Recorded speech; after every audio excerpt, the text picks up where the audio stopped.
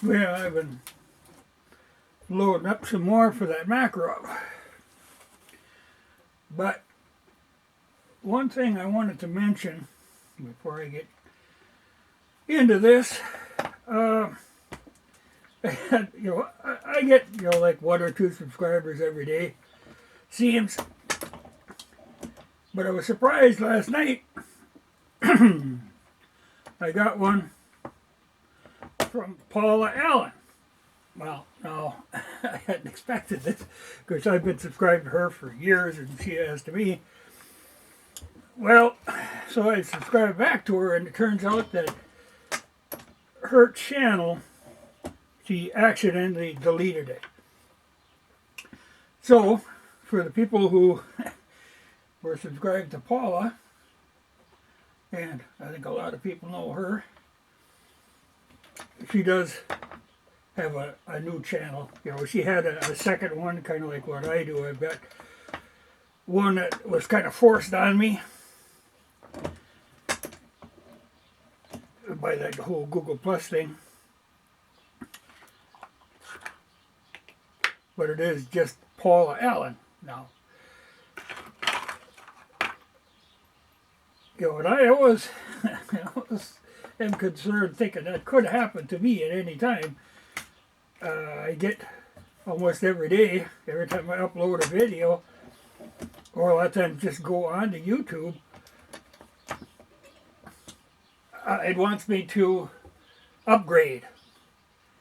And that never works out well. There's no reason that I want to upgrade. I know it's going to cause nothing but problems. But anyway, she's got her standby channel, but now she lost everything that she had before. So if you're looking for Paula, that's what happened to her. She's there. Just had to start over. But like I say, that's not surprising. It's easy enough to have that happen. Now what I'm loading here are more for that 9mm Makarov. But, a person should, you have to be aware that, 9mm Makarov is not a 9mm by any means, not in the normal sense. It's bigger than a regular 9mm. So you do have to pay attention and have the right bullet. I loaded some of these up, these XDPs that a guy had sent me. And on the box, he's got it underlined and written, Makarov, because it has to be that. No, I should be paying more attention again. But I've got the auto-indexing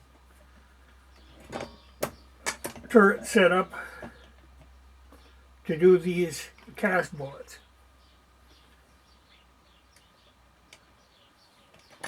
And there I've got a crimp die that Lee makes for a Makarov that I like, because when you run them through the crimp die, they're going to fit. There isn't going to be a problem of a bulge in the case or anything, because it straightens everything out.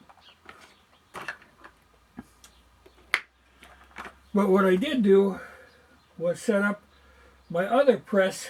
The same guy who sent me these bullets had sent me an RCBS set of dies.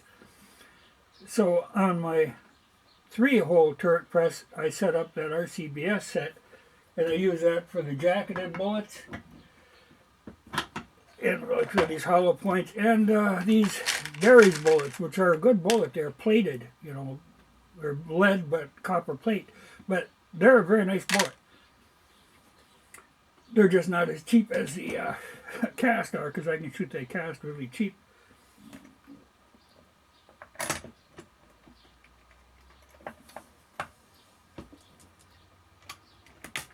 And I do that differently. Like this, it's a relatively light load. In fact, I'm running the same load as what I do in a Nagant powder-wise. But when I run these jacketed or even these plated bullets, I can run a lot harder load.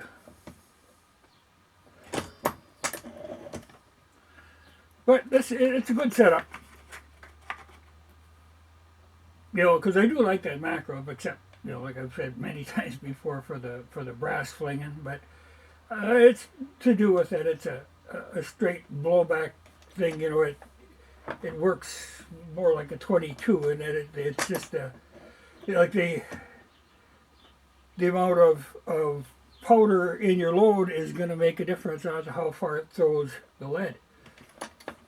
Or the brass. Well, lead too, but brass. Because like I say, I've had some of them eject like 30 feet, you know, and they've got no problem. I do like this crimp die that Lee makes. Actually, this is a good setup for just really hammering ammo out. But the 3-die setup, you know, because the RCBS dies are nice dies. But, you know, the difference between running the cast bullet or the plated bullet or these hollow points, there's a difference in the setup. You run more expansion, you know, to get that lead to go in there smooth.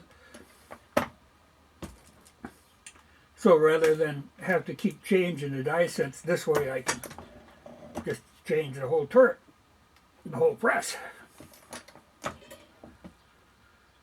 But I do like, you know, playing with these pistols. Are so easy on powder. You can do a lot of screwing around. When I have to start casting more Makarov, though, I probably have some in one of these. I use these coffee cans to hold the bullets.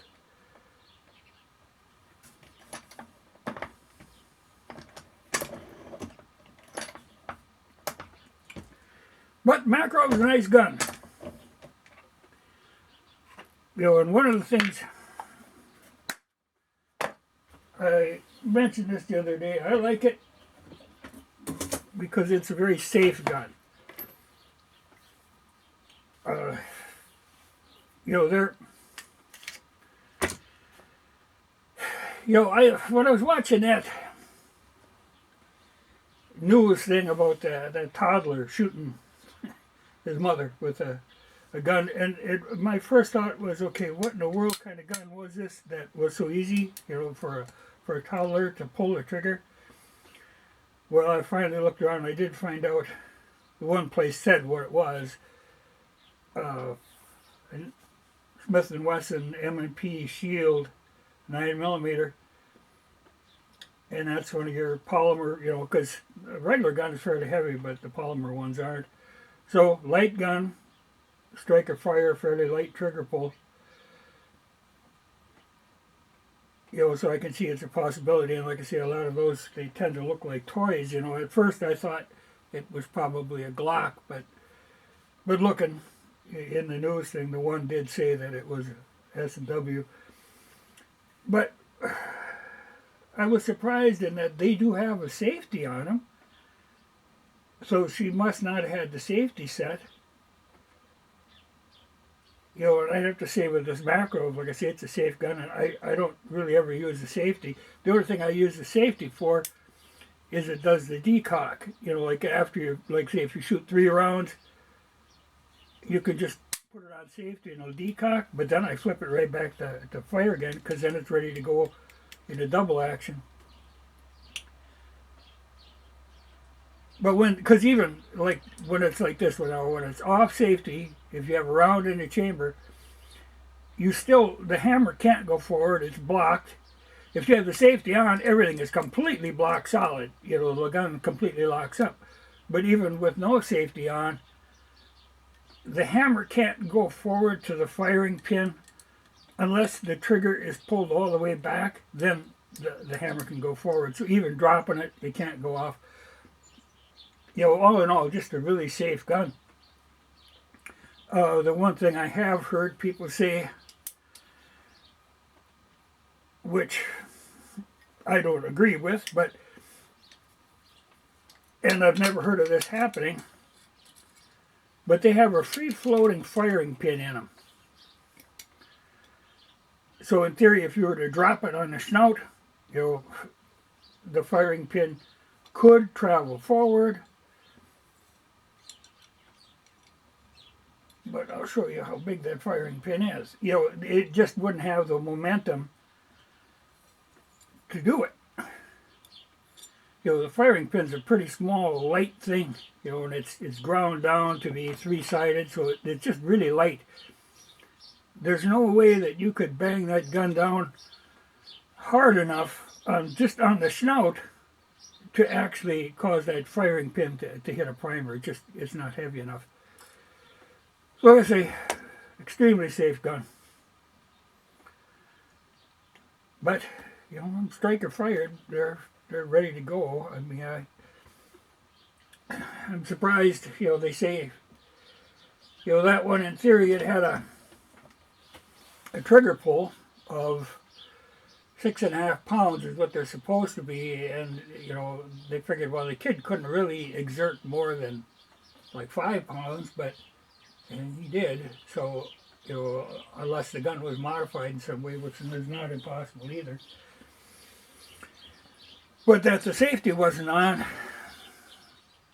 you know, on that kind of deal, I don't know. People, you know, they always want them to be at the ready, but there could be a problem with that. A bad deal, but, you know, things like that keep coming up, and they're going to come up more and more because they're really going to try to work on that. You know, the first thing when I heard that, I thought, okay, one thing I was sure it was not a Nagant, because a Nagant, it takes a very strenuous pull on a Nagant to get them to go off. So I knew it wasn't that. But I thought at first it would have had to been a Glock. But I know a lot of people carry them ready to go, but all of my automatics, the only one that I'll carry one in the chamber is on that Nagant.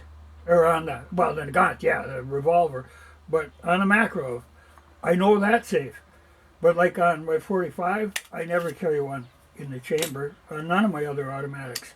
It's not that hard, you know, to slide back if I need it. You know, I know a lot of people who carry them, you know, cocked and then like that, but I don't know. To me, I just feel a lot better. It's worrisome, but you're going to see more of that. But in particular, those striker fired ones, I always have my doubts about them. But, you know, that's what a lot of people are carrying. And, you know, in theory, and they're trained. But people get careless, like the cop who shot himself by juggling his gun around. And I really watched that video several times, and I can't figure out what he was. It looks like he was taking it out of his holster and trying to put it in his pocket, and somehow snagged the trigger. You know, I don't know. There was a lot of juggling going on, but then he didn't actually shoot himself. He shot the elevator, and it ricocheted back and hit him. But we've all seen those videos where people do stupid things. You know, like there was one where the cop was standing in front of a classroom full of kids, and he puts his gun in his holster and shoots himself in the foot. Or there was one, I know, where a cop, you know, had a windbreaker on, and the drawstring from the windbreaker hooked in the trigger. And, you know, I always think it'd be easy on one of those, even just walking through the brush, you know, to hook the trigger if it's not in a holster like this that encloses everything. But if it's in one of them little plastic clip holsters, the trigger's right out in the open, and if anything hooks it, that gun is going to fire.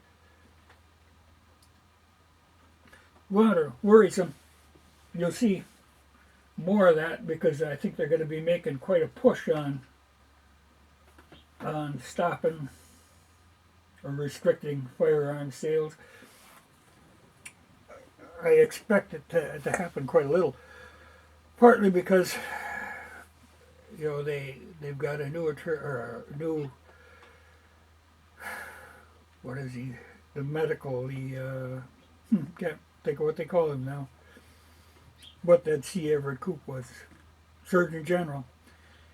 They got a new one now. They didn't have one for a long time, but now they do have that new one, and he's he's very anti-gun, considers guns to be a health issue, and they're going to push it from that angle. So you're going to see a lot more of it turning up in the news, because they aren't going to pass up anybody screws up like that, and it's going to make news. People have always been screwing up, but it hasn't been the big news issue that it will be now. So there'll be more of a push for that. And I don't know. I know myself, I know people who carry guns that I would sooner didn't have guns. But the theory is, well, they went through the class. Well, I don't, those classes don't teach common sense. They teach, they teach us certain things, but that ain't going to make you really safer unless you go by what they teach you. I always think back to the hunter safety courses that are now required a lot of times for kids to get a license. They have to take that hunter safety course. And they go through that course, but they come out, and I don't feel that they're any safer than they were. I think it just takes time and, and people really stressing it more, but they figure, okay, I took the course, now I'm safe to carry. And a lot of times I don't think it's, it worries me when people have guns that they are almost considering a fashion accessory. I don't like that. A gun is a pretty serious thing. Like I always, when I see those like pink pistols, a gun, I don't think a gun should be pink.